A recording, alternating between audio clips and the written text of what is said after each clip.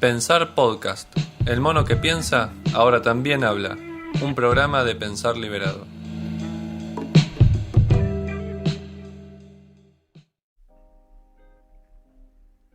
Buenas tardes, buenas noches.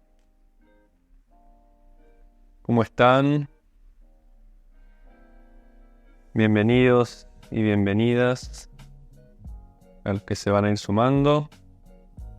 Hola Reinaldo, Amy, buenas. Rubiel, Doxa Libre, buenas. Montiel, Aileen, bienvenidos, bienvenidas. ¿Cómo están? Hola Rodríguez, ok. ¿Cómo te va? Bueno, vamos a hablar un poquito de... Vamos a tirar una bomba acá, política. Ya el título. Perfecto. Yo les había comentado que les iba a hacer algunas reflexiones o les iba a compartir algunas reflexiones en torno a este texto de Simone Weil. Sé que está en espejo acá, digamos, ¿no? Pero es un texto de Simone Weil, un texto cortito, ¿sí? Tendrá 70 páginas más o menos. Y son unos apuntes sobre la supresión general de los partidos políticos. Si bien, bueno, está escrito hace bastante tiempo, ¿sí? En el siglo pasado, me parece que es súper vigente el texto porque me parece que habla de ciertos vicios, ¿sí? Que están enquistados en los sistemas políticos actuales, sobre todo en lo que son las democracias. Y bueno, poder hablar de eso, que todavía están vigentes esos vicios, me parece que está bueno y aporta alguna claridad para poder salir con una propuesta relativamente sencilla, por lo menos de plantear, ¿sí? Pero no de implementar, aunque la implementación de la propuesta, de la solución, de esos vicios que ahora vamos a comentar, sea sencilla en el plano teórico, en el plano analítico, la dificultad no está tanto en la complejidad de los mecanismos que se necesitan, sino en que va a haber muchísimas resistencias por parte de estas facciones fanáticas, que vamos a llamarlas así, a los partidos políticos.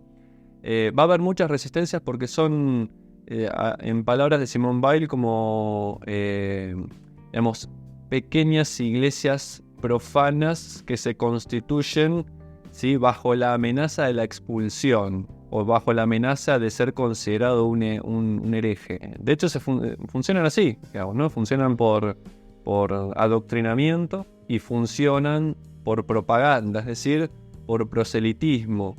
O sea, no apelando a la formación cultural, no apelando a la reflexión crítica, sino apelando, incluso en una característica que hoy me parece que es una característica propia de la posverdad, de la construcción de relatos, digamos, apelando entonces a toda la dimensión afectiva, emocional, apelando a los sesgos cognitivos, apelando a la construcción de mitos, apelando a la construcción de idolatría sobre algunos personajes, como por ejemplo puede pasar acá en Argentina con el peronismo, pero como ha pasado también en su momento, digamos, ¿no? Con Hitler, pero también con Mao, con Stalin, con Castro, con Chávez, ¿no? Y es un peligro porque eso termina en mesianismos, ¿no?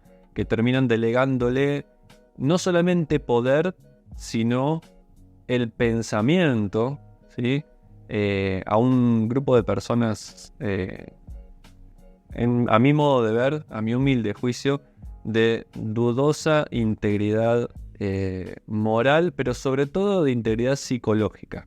En fin, algunas cositas como para ir calentando motores e ir agitando un poquito el avispero.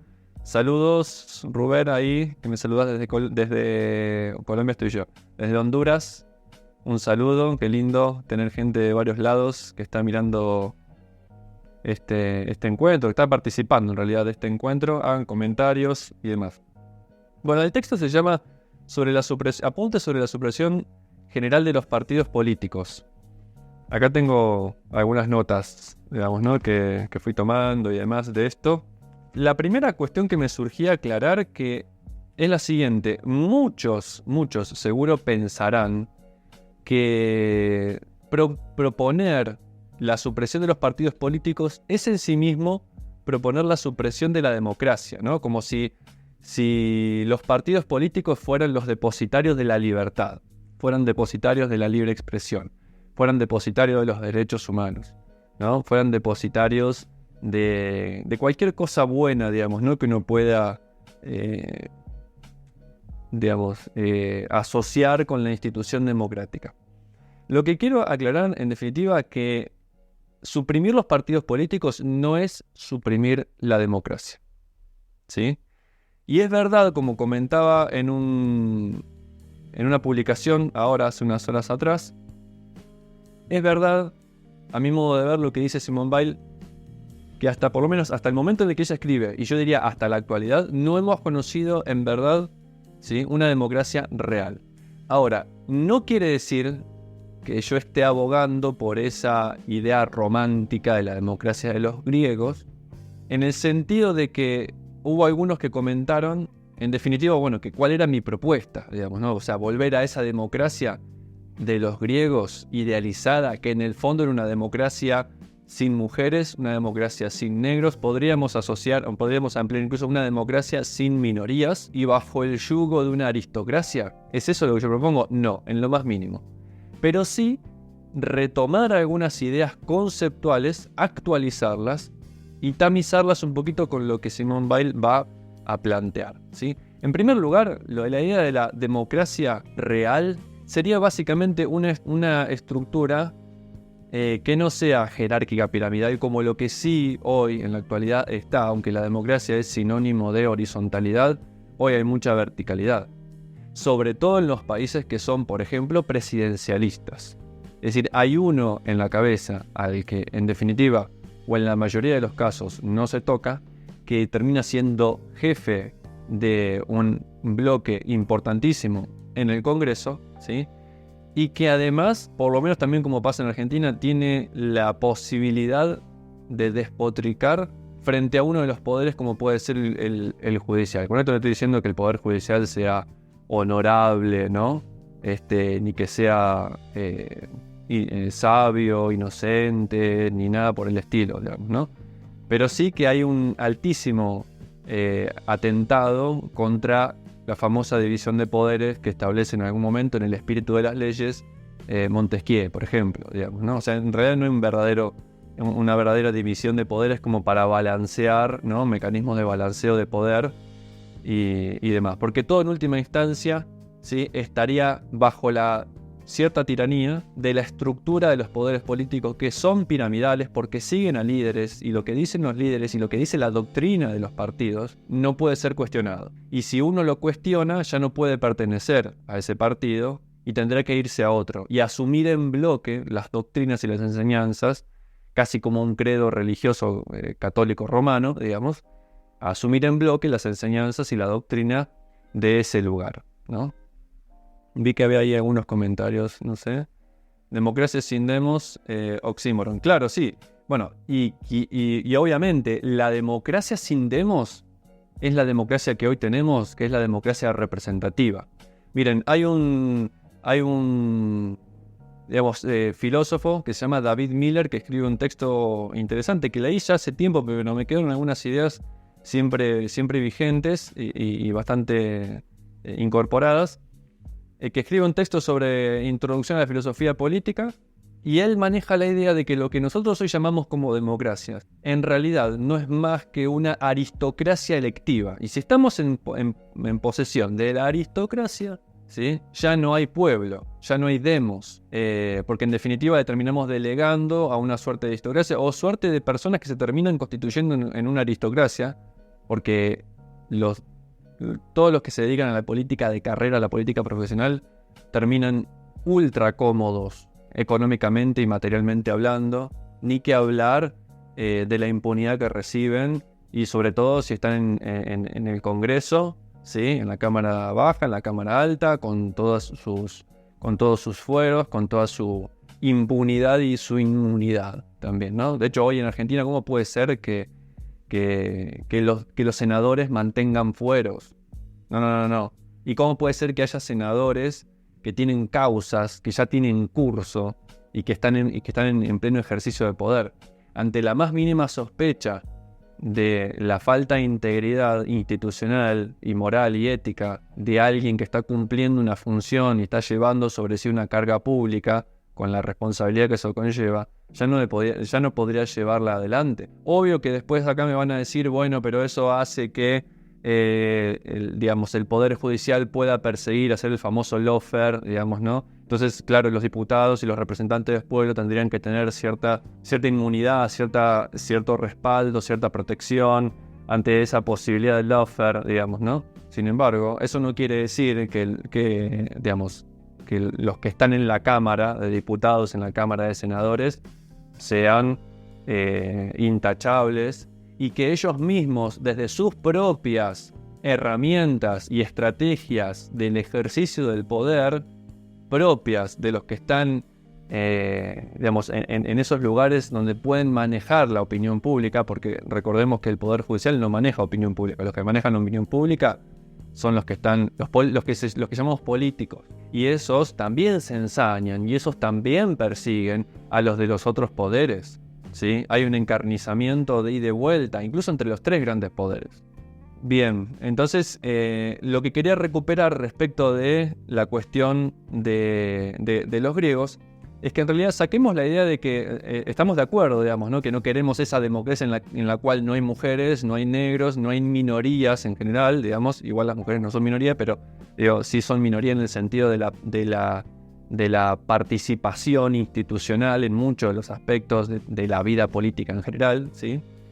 Pero supongamos eso, digamos, una democracia sin minorías no queremos, una democracia de aristócratas no queremos, y en definitiva hoy tenemos una democracia de aristócratas. Lo que hay que recuperar de esa democracia, la democracia ateniense, digamos, el famoso siglo de Pericles, es que en los papeles se consideraba un ejercicio del poder con cierta horizontalidad entre libres e iguales. Si tomamos esa idea de libres e iguales, hoy por hoy somos todos, al menos nominalmente, después en los hechos es otra cosa, pero al menos nominalmente y declaradamente bajo leyes, somos todos considerados libres e iguales. Y ahora sí, en esos libres e iguales se incluye gente que no es de la aristocracia, se incluye gente que es mujer, se incluye gente que son negros, se incluye gente que son de la minoría.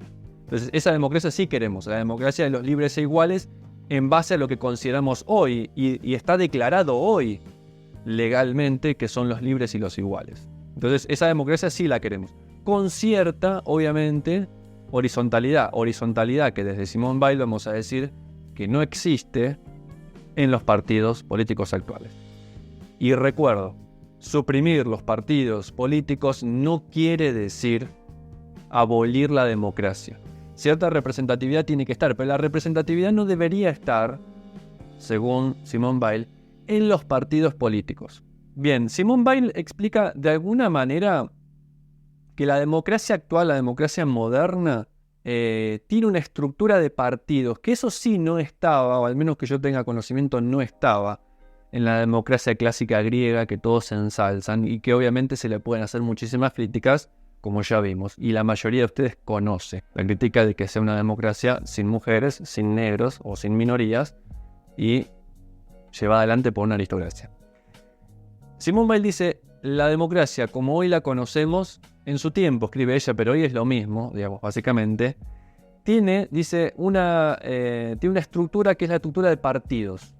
Y esa estructura de partidos tiene una raíz anglosajona. Y esa raíz anglosajona, esa raíz inglesa, es en general de carácter lúdico y además de carácter lúdico aristocrático, es decir, un lugar de élite donde hay unas élites que toman decisiones, toman partido, pero además también partido en el sentido de juego. Imagínense un partido de fútbol, un partido de tenis, un partido es un juego puesto en acción, pero no por cualquiera, por una aristocracia. Entonces la aristocracia juega a gobernar a los demás.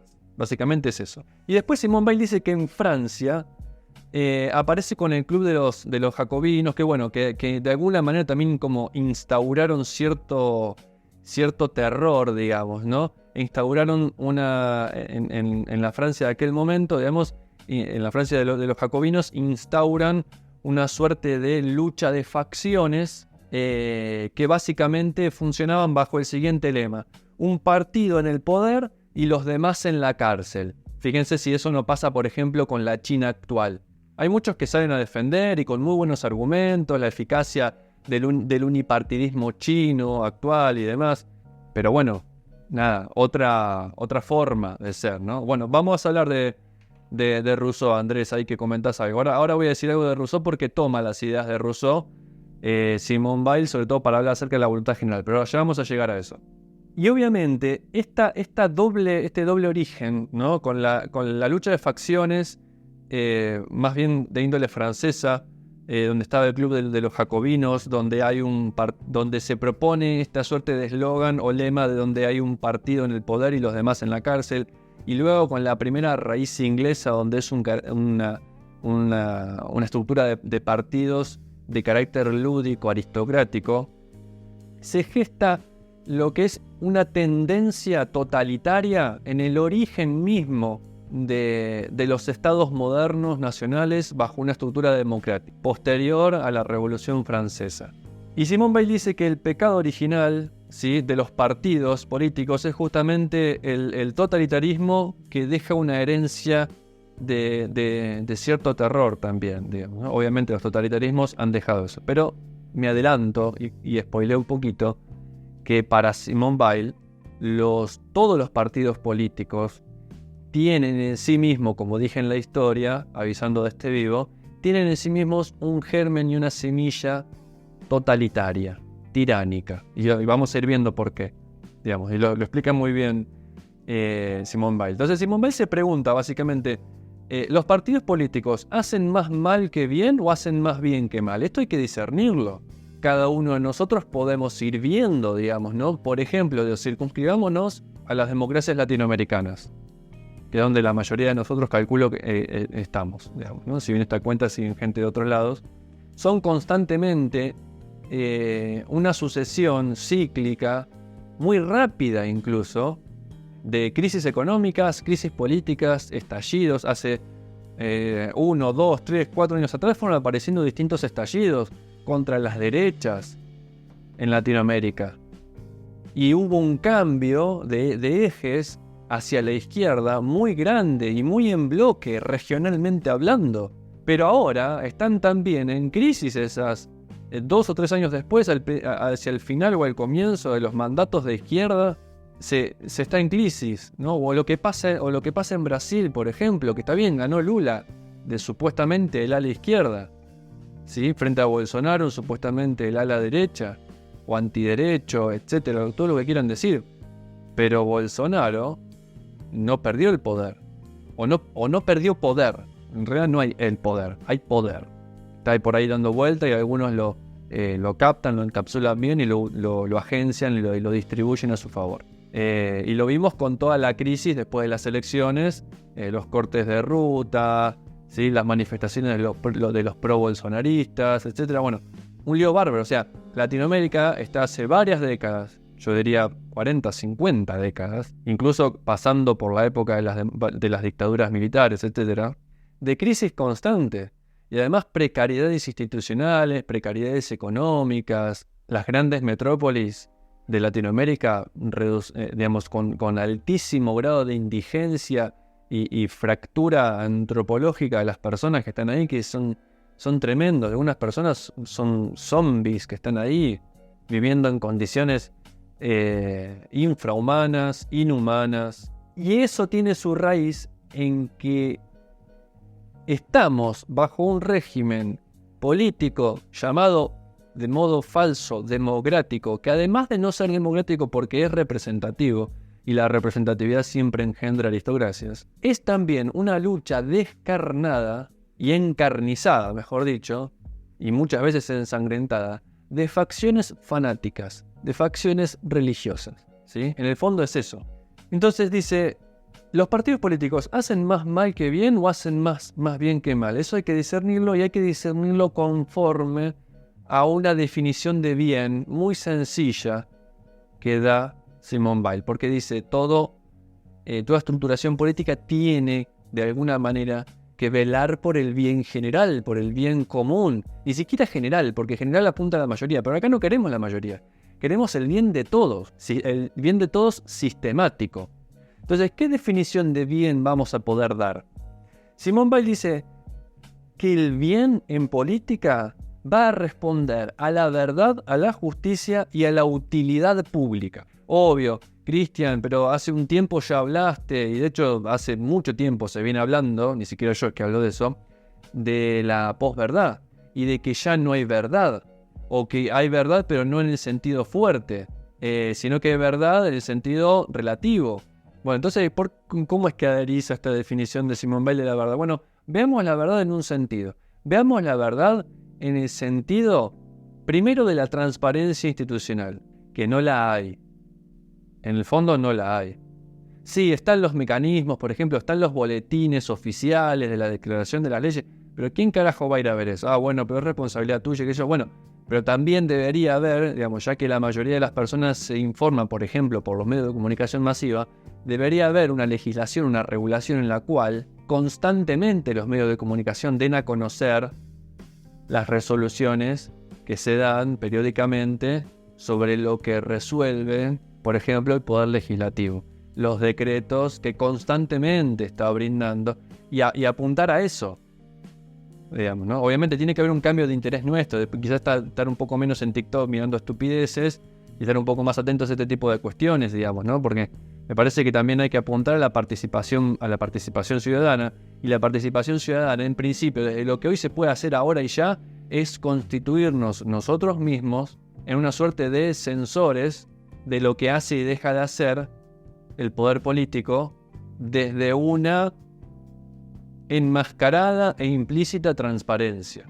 Digo porque uno no sabe muy bien y ni tampoco nos educan muy bien, ni nos enseñan, ni nos cuentan, ni nos dicen, ni tienen voluntad de que sepamos muy bien dónde carajo ir a buscar, por ejemplo, las versiones taquigráficas que están escritas. O sea, está escrito literalmente palabra por palabra lo que dijo un diputado en la deliberación en la Cámara Baja o en la Cámara Alta, o un senador, etc. Pero nadie sabe muy bien dónde ir a buscar esas versiones taquigráficas.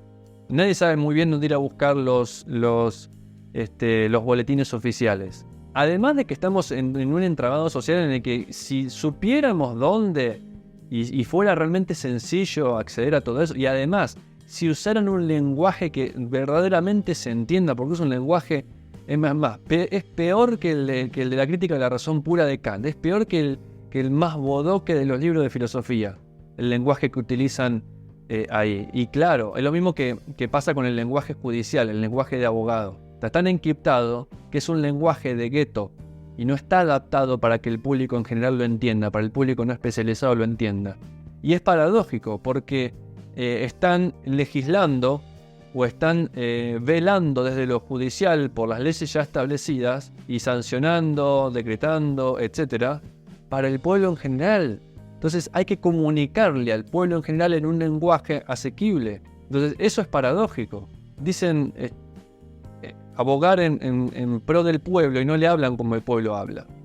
Y eso no quiere decir hablarles como tontitos o ignorantes. No, hablarle como gente inteligente y gente con pensamiento crítico, pero que no está formado y no tiene por qué estar formado en la expertise de la rigurosidad del lenguaje casuístico, súper técnico, de la legislatura o del Poder Judicial, o de los decretos del Poder Ejecutivo. Entonces, eso es un problema. Entonces, veamos verdad como transparencia.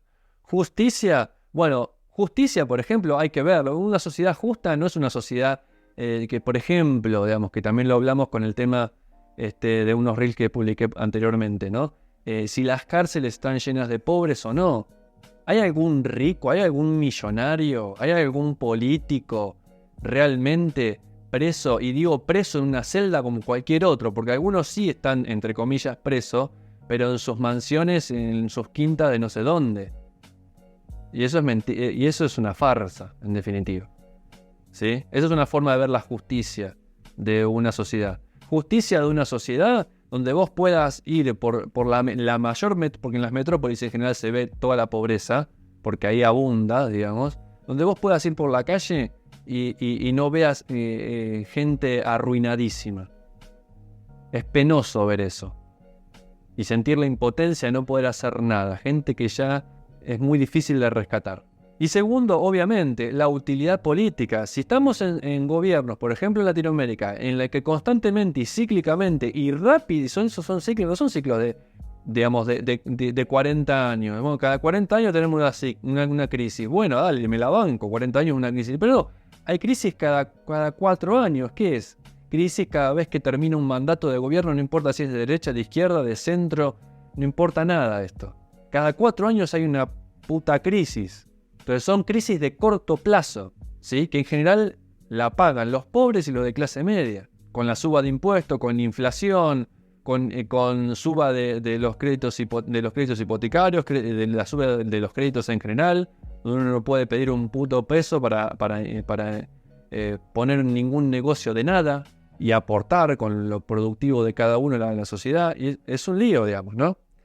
Entonces, esa es la definición de bien de Simone Weil. ¿Sí? El bien político es donde hay verdad, en sentido de transparencia como lo expliqué, en sentido amplio y riguroso además, justicia y utilidad pública. Ahora, hoy por hoy, dice Simone Weil, la democracia básicamente no es el poder del pueblo, ¿sí? No es el poder del pueblo, sino justamente la tiranía de las mayorías. Y acá estoy por empezar a hablar de Rousseau, como le dije a Andrés que iba a hablar. Entonces, las democracias actuales no son el poder del pueblo, sino que básicamente el poder del pueblo que ya entendimos, ¿sí? O por lo menos yo pretendí dejar en claro, el pueblo sería la comunidad de las actuales o de los actuales ciudadanos y ciudadanas libres e iguales entre sí. ¿Sí? No es eso, sino que es la tiranía de las mayorías. ¿Por qué tiranía de las mayorías? Porque el pueblo en realidad termina siendo solamente una mera mayoría que va a votar a un catálogo de aristócratas que ya está previamente elegido. No podemos elegir quiénes se postulan. Podemos ya elegir entre los que ya están postulados, que en realidad los decanta, los filtra y los tamiza el poder, tejiendo relaciones de poder. Entonces, tiranía de las mayorías solamente voto, porque las mayorías no deliberan. Se supone que deliberan a través de los representantes, pero ¿qué carajo va a saber un representante, un diputado o un congresista o un senador si solamente charla con el pueblo de base únicamente una vez cada 4 años cuando se tiene que hacer filmar tocando la puerta de a lo sumo 5 casas que ya está previamente arreglado para después subir a las redes sociales y mostrar que camina a la calle? No camina un carajo a la calle. No tienen ni idea qué carajo quieren el pueblo. Lo que sí tienen ni idea es cuáles son los intereses de poder y de impunidad que tienen su propia facción fanática. Que básicamente esa es la definición de partido político, una facción fanática. Entonces acá hay que empezar a hablar de la voluntad general. Y acá esta es la cuestión de Rousseau. Facundo, ahí ¿estás de acuerdo? Bueno, muy bien. Si no están de acuerdo en algo, me dicen, me comentan, me confrontan, me lo dejan ahí en los comentarios, digamos, ahí, ¿sí? Y lo conversamos. Entonces acá hay que tener en cuenta la idea dice, la mejor definición de la democracia la ha construido teóricamente Rousseau, dice Simone Weil. Y encima Rousseau fue una gran influencia, por lo menos desde el punto de vista teórico, para la Revolución Francesa y para lo que después se fue a entender como democracia. Pero es lo que creyeron entender de Rousseau sin haberlo leído. O sea, no fue entendido. Porque hoy por hoy entendemos que la voluntad la voluntad de la mayoría es lo que sería la voluntad general. Y nada que ver a lo que explicó Rousseau. Rousseau sostenía que la voluntad general, en el contrato social, la voluntad general venía después de haber como zarandeado, filtrado, colado, ¿sí? Zarandeado los intereses particulares, llevándolos a una neutralización. ¿Y cómo se neutralizan los intereses particulares? De la siguiente manera, porque obviamente estamos buscando la voluntad general. La voluntad general se alcanza filtrando los intereses particulares. Y los intereses particulares se los filtra entrando en deliberación racional. También podemos meter cuestiones afectivas, de grupo, de clase, etcétera, digamos, ¿no? Pero entrando en deliberación, en definitiva, Y en esa deliberación, haciendo un discernimiento de cuáles son los puntos comunes en los que se estuvo en esa deliberación o debate o diálogo. Y dejando a un lado aquello que no hayan entrado. Entonces, cuando uno recupera después de un diálogo, aunque sean muy mínimos, cuáles son los puntos en los que estuvimos de acuerdo, aunque sean muy mínimos, ya podés filtrar lo que es en lo que no estuviste de acuerdo. Y eso en que no estuviste de acuerdo es tu interés particular. Y el interés particular no cuenta porque estamos analizando y buscando cómo hacer para ponernos de acuerdo en los asuntos comunes, en la cosa pública, en la res pública. No nos vamos a meter ahora en la cuestión de que lo personal es político. No nos vamos a meter eso porque es un problema apasionante, pero gigantesco, que en buena hora trajo a problematización el feminismo desde la primera hora, digamos, ¿no? Pero hoy no estamos como para charlar de eso, digamos, ¿no? Además que tendría que repasar algunas cosas al respecto, ¿no?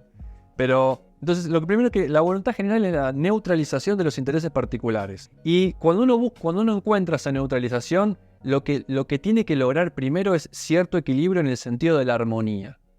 De ya no entrar tanto o demasiado en una hipertrofia, por así decirlo, de lo que se llamaba en la antigua Grecia democrática y que recupera una filósofa actual que se llama Chantal Mouffe, que es el concepto de agonística, que es el estar en disputa todo el tiempo. Pero en algún momento tenemos que dejar de estar en disputa, lograr cierta armonía, cierto equilibrio, ¿sí? Y eso es lo que busca Rousseau con su definición relativamente compleja de voluntad general. Y lo segundo, ¿sí?, es una vez que se logró el equilibrio, una vez que se logró neutralizar los intereses particulares, empezar a buscar la voluntad del pueblo, pero también bajo la deliberación, es decir, bajo la participación activa y no tanto delegativa. Entonces, Simone Weil dice, ¿cuáles son las condiciones para una saludable voluntad general? Las condiciones generales son dos, dice Simone Weil. Una es la ausencia de pasión colectiva. La ausencia de pasión colectiva. Y si algo hacen los partidos políticos hoy, ser canal, ser una fábrica de pasión colectiva.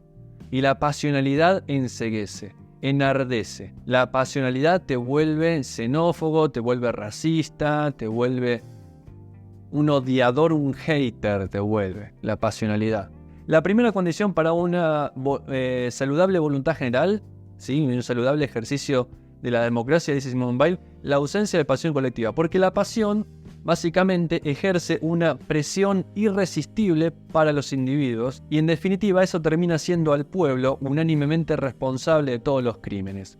Y la pasión lo que hace, ¿sí?, puede ser una pasión de una amplísima mayoría como lo fue en su momento el peronismo en Argentina, pero puede haber diversas facciones de pasiones colectivas donde se constituyen, dice Simone Weil, como varios grupos criminales. Y esto se condice con lo que dice, por ejemplo, si bien yo no estoy de acuerdo con, y ya está súper, además no es que no estoy de acuerdo, está súper refutado el organicismo, el positivismo y el naturalismo de la sociología de Durkheim, hay algo en lo que acertó Durkheim con respecto a lo que es un hecho social. Un hecho social, dice Durkheim, ¿sí?, y digamos, las pasiones colectivas son hechos sociales fogoneados, fomentados y promovidos por los partidos políticos porque les conviene. Un hecho social, o mejor dicho, un hecho de pasión colectiva, va a decir Durkheim, es toda forma de pensar, sentir y obrar que se da de manera colectiva, que además es independiente de las conciencias individuales y que ejerce una coerción sobre esas conciencias individuales. Y está muy estudiado en sociología y en eso acertó. Las pasiones colectivas son capaces de arrastrar las voluntades y las conciencias individuales. Te llevan puesto. Y si te mantenés honorablemente en una conciencia crítica, te borran del mapa. Desde las maneras más amables hasta las maneras más crudas. Te borran del mapa. Salís de ahí, porque también lo explicaba Durkheim. La opinión pública reprime, o las pasiones colectivas también podríamos decir, reprimen todo acto que la ofende. Y ahí aparecen los linchamientos, las ridiculizaciones con los memes, etcétera, digamos, ¿no? Ahora, dijimos que había que buscar la neutralidad de los intereses particulares. Simone Weil, entonces ahí, porque eso es lo que sostenía Rousseau y en eso lo sigue Simone Weil, va a decir Simone Weil, la neutralidad se logra entre las individualidades, no entre las pasiones colectivas. Es mentira que la disputa o la agonística, como la Grecia clásica, la democracia Grecia clásica, o lo que también recupera hoy Chantal Mouffe, es mentira que la agonística entre las facciones y entre las pasiones colectivas se neutralizan entre sí. No se neutralizan, ¿sí? En todo caso se vuelven igualmente criminales o corruptas, ¿sí? Ilegales incluso, ¿sí? O legalizan la ilegalidad o la inmoralidad, etc. Pero nunca se neutralizan. Son una bola de nieve que avanza en contra del pueblo, en contra del bien común. Lo único que puede neutralizarse son de verdad los intereses individuales y los intereses particulares. Pero en los sistemas de partidos que tenemos hoy no existe eso. No existe la neutralidad de los intereses particulares, porque es un sistema de representación. Y además lo que representan los representantes no es el interés del pueblo, representan el interés del partido, que en general no es el mismo interés que tiene el pueblo. Entonces, esa es la primera condición, que haya una ausencia de pasión colectiva. La segunda condición, para que haya una voluntad general saludable, ¿sí?, es la expresión genuina de la voluntad del pueblo que no se limita al voto de las mayorías, lo que habíamos explicado antes de Rousseau. No limitarnos y buscar y hacer lo posible para no limitarnos únicamente al voto. Si nos limitamos al voto estamos perdidos. Y no nos quejemos después, ¿sí?, de los quilombos que hacen los políticos con la macroeconomía, etc. Entonces dice Simone Weil, ¿cómo se puede impedir las pasiones colectivas? Es fácil. Para impedir las pasiones colectivas, cualquier solución que encontremos va a implicar siempre la supresión de los partidos políticos, que no quiere decir la supresión del sistema democrático. Son dos cosas distintas. Los sistemas democráticos fueron cooptados, en algún sentido, lo que dice Simone Weil, ¿sí?, fueron ocupados por la tiranía totalitaria de los partidos políticos. ¿Y por qué hay que suprimir los partidos políticos? Porque tienen tres características muy nocivas para la voluntad general. ¿Cuáles son esas tres características que dice Simone Weil?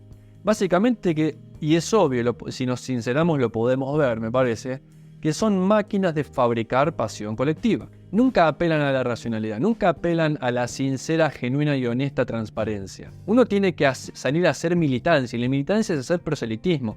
Yo te quiero convencer, pero además te quiero convencer apelando a la sensibilidad, apelando, ¿sí?, a cuestiones que van anulando nuestro juicio crítico. Entonces, ese es el primer rasgo esencial de los partidos políticos. Son máquinas de fabricar pasión colectiva. Y si no me creen que se fabrican pasión colectiva, busquen en YouTube, en sus respectivos países, los canales de YouTube oficiales de los congresos o de los parlamentos. Y fíjense muchas veces cómo discuten.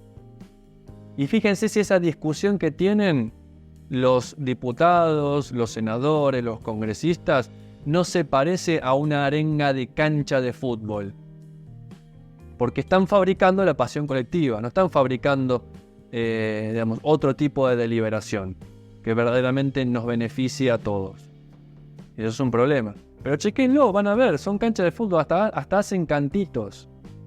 En Brasil, en Argentina, en Chile, en todos lados. En Venezuela no, porque está anuladísimo el Congreso, ¿no?, o como se llame allá. Está anuladísimo, está cooptado. La segunda cuestión, el segundo rasgo esencial de los partidos políticos es que ejercen justamente una presión colectiva sobre el pensamiento individual de los miembros. Si yo soy un miembro de un partido político y realmente quiero aspirar a un cargo público que después sea digno de ser, sea digno de ocupar un cargo jerárquico medianamente importante y estar en la toma de decisiones del partido, tengo que asumir en bloque la doctrina de ese partido o en su defecto, ¿sí?, dado que a veces los partidos no son lo suficientemente inteligentes como para elaborar una doctrina más o menos seria, básicamente los intereses prácticos, pragmáticos, utilitaristas de poder de ese partido. Lo tengo que aceptar en bloque. Y si no lo acepto, si no abogo por el interés del partido, me tengo que ir, o no puedo, o me tengo que contentar solamente con seguir participando de ese partido, ¿sí? Pero saliendo de la esquinita siendo el che pibe que está ahí repartiendo volantitos y no puedo aspirar a nada más. Ahí sí puedo tener libertad de pensamiento. Ahí sí puedo decir, no, claro, a mí en el partido me dejan ejercer mi pensamiento crítico libre y no me presionan para nada. Sí, claro, porque estás ahí en la esquina repartiendo volantitos. No estás tomando decisiones de verdad. ¿Sí? Ahí está la cuestión. Y el tercer rasgo esencial de los partidos políticos, dice Simone Weil, es que su único fin es el propio crecimiento sin límites. Y eso es verdad. Cualquiera que participe como militante en un partido político siempre aspira a que el año siguiente tenga más dinero recaudado ese partido, tenga más afiliados, tenga más votantes. Y no se establece un límite porque no hay límite.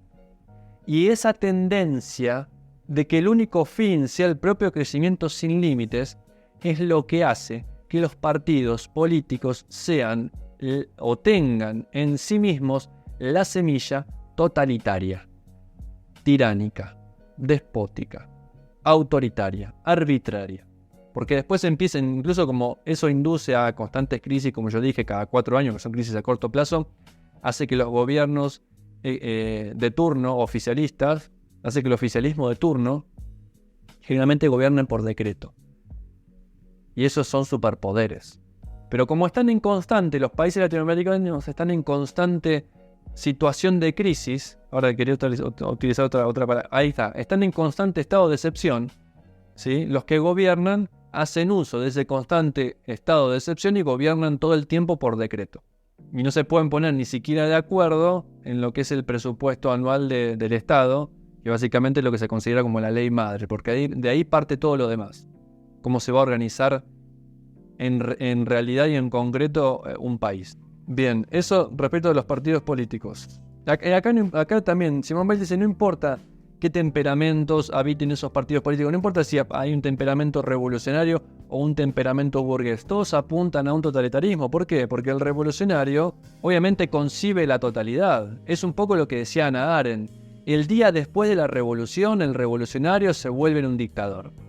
Y eso es inevitable, es ineludible. Fíjense en todos los casos donde ha habido esas revoluciones de izquierda, socialistas, comunistas, siempre terminaron por ese lado. Pero por el lado del burgués, el burgués también es totalitario, porque el burgués, ¿qué busca? El progreso, un progreso lento, dice, continuo, pero sin límites.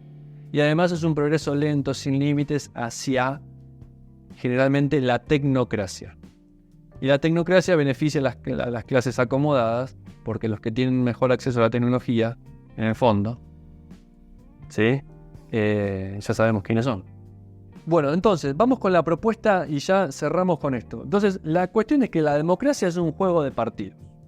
Y esos juegos de partidos, en el fondo, ¿sí? O mejor dicho, los partidos son, dice Simone Weil, pequeñas iglesias profanas armadas bajo la amenaza de excomunión. Es eso. Yo particularmente estoy de acuerdo, no sé ustedes. Dado que la democracia está así, vamos a la propuesta. La propuesta, arrancamos, ya lo dijimos antes, en suprimir los partidos políticos. La segunda cuestión, dice Weil, es que asociarse y desasociarse se vaya dando por un juego natural de afinidades. Eso del juego natural de afinidades quiere decir, para Simone Weil, quiere decir que las afinidades muchas veces no es las afinidades personales, ¿sí?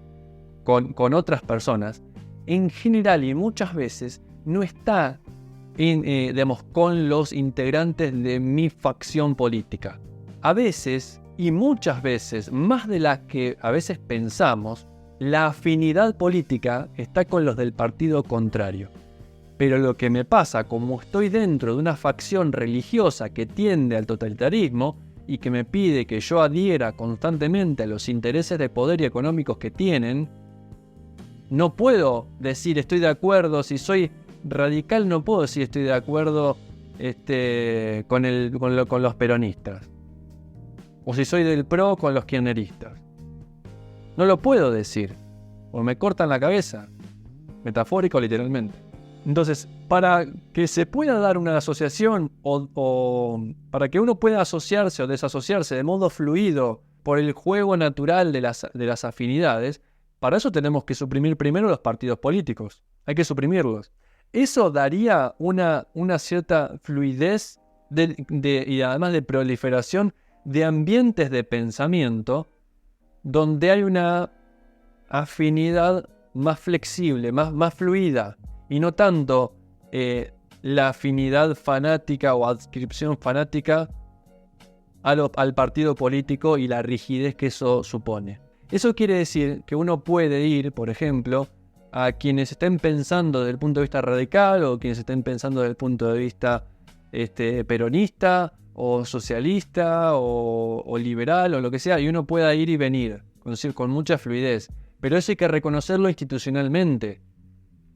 Esa es la gran dificultad, de que no va a haber voluntad política para eso, pero por lo menos tenemos que aspirar a eso, nosotros como ciudadanos, para no seguir haciendo el juego, no seguirle haciendo el juego político, de partidos, que son facciones fanático-religiosas. Y lo que debería hacerse también sería prohibir que uno apele al ambiente de pensamiento, que ella dice ambiente de revista también, y ser candidato de ese ambiente. Uno es candidato por uno mismo y uno se hace elegir por uno mismo, no por el grupo al que esté, no por la iglesia profana a la que pertenezca. Y a su vez, cada ambiente de pensamiento o cada revista, dice Simone Weil, debería tener prohibir a sus colaboradores colaborar con otras revistas o con otros ambientes políticos. De modo tal que habría que lograr que los partidos ya no tengan una red de intereses, sentimientos y obligaciones coercitivas hacia sus colaboradores. Debería darles libertad. Bien, y esa sería como una pequeña solución, por lo menos apuntar a eso. Es decir, ya uno para estar en política debería dejar de aspirar, o si uno se quiere meter realmente en política, debería dejar de aspirar a estar en un partido político. O habría que empezar a promover una reforma de ese estilo. En el fondo, sé que lo que estoy diciendo hoy por hoy es inconducente, pero lo que estoy haciendo es sembrar la semilla. Lo que hay que hacer es eso, es sembrar la semilla, sabiendo que en los partidos políticos lo único que se nos pide es tomar partido, no pensar críticamente. Es renunciar a nuestra conciencia individual, es renunciar a una búsqueda genuina y honesta de transparencia, de justicia, ¿sí? y de verdadera utilidad pública. Con eso me despido. Ahí me queda una pregunta, voy a verla. ¿Qué libro es el de consulta? El libro que estamos comentando es este, Simone Weil, apuntes sobre la supresión general de los partidos políticos. El domingo que viene voy a comentar otro librito, ¿sí? Que habla acerca de otro librito de Simone Weil, que habla acerca del origen de la libertad y la represión social. Y hay una crítica muy interesante al marxismo pretendidamente científico. Ahí lo vamos a ir comentando, una crítica incluso también a la ilustración, al movimiento ilustrado, digamos, ¿no? Que pretendió a veces bajo la forma del enciclopedismo combatir la superstición y la ignorancia a través del ejercicio de la razón, pero nunca enseñaron a razonar, sino que enseñaron a creer en lo que dicen los científicos o los filósofos o los políticos, etc. Enseñan a creer, ¿no? La ilustración enseñó a creer, no enseñó a pensar, creyendo que enseñaba a pensar. Y la semana que viene vamos a estar comentando un poquito eso también, ¿no? Bueno, muchas gracias ahí, muy lindo, dicen muchas gracias. Fereceiza, gracias por ese comentario tan lindo. Facundo, también gracias a ustedes por estar, por aportar. Muy buenas noches para todos, un placer, que terminen muy bien el domingo y arriba mañana con toda la onda para arrancar el lunes y ese cíclico subir la piedra como Sísifo, pero en algún momento nos vamos a poder salir de ahí.